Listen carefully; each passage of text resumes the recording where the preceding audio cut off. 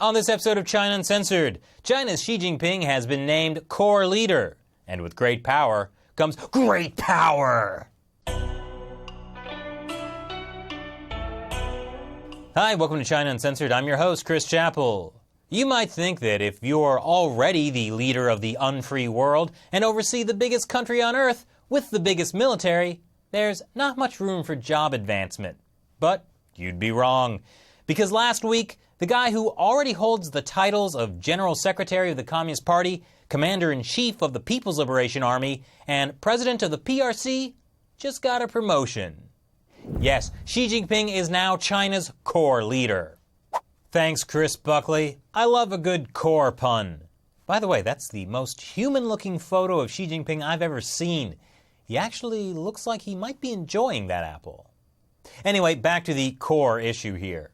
This is big. I can't stress that enough.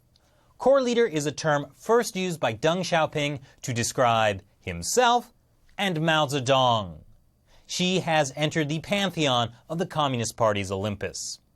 This comes after years of Xi Jinping purging his political rivals, members of a faction tied mainly to former Chinese leader and underworld amphibian Jiang Zemin. When Xi first came to power at the end of 2012, one of the first things he said he wanted to do was eliminate labor camps. He was blocked.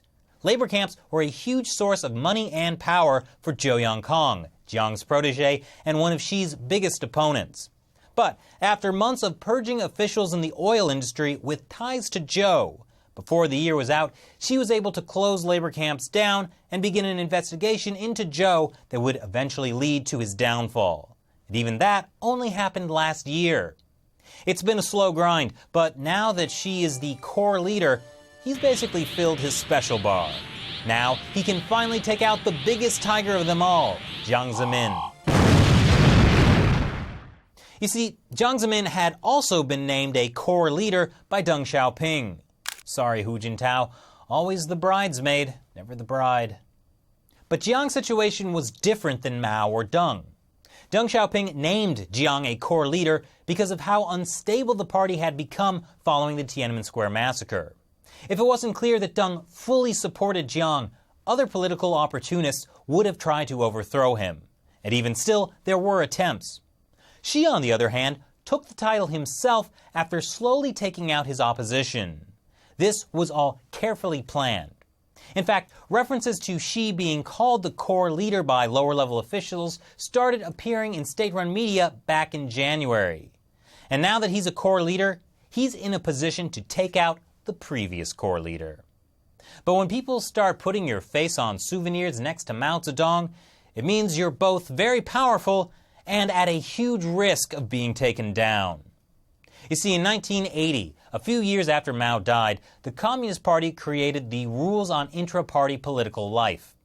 It was set up to prevent the kind of personality cult Mao created that plunged China into the chaos of the Cultural Revolution. The last guy accused of starting a personality cult was Bo Xilai. Here, he is on a recent 8-part reality show of top officials purged in Xi Jinping's anti-corruption campaign. Bo Xilai and his heavy-jowled mentor, Zhou Yongkang, supposedly tried to stage a coup against Xi. They obviously did not succeed. Well, now Xi has made it to core leader. So, does he have the power he's been trying to amass since the beginning? Not quite. The core leader announcement also stressed collective leadership, i.e., that collective leadership must always be followed and should not be violated by any organization or individual under any circumstance for any reason. Collective leadership was also the system in place when Hu Jintao was party head. It meant that China's top leaders, the Politburo Standing Committee members, had a lot of individual say in how things were run. And since under Hu Jintao, most of those guys were loyal to Jiang Zemin, Hu couldn't do just whatever he wanted. Currently, only 3 Standing Committee members are still loyal to Jiang, and they're about to get forced retired at next year's Party Congress.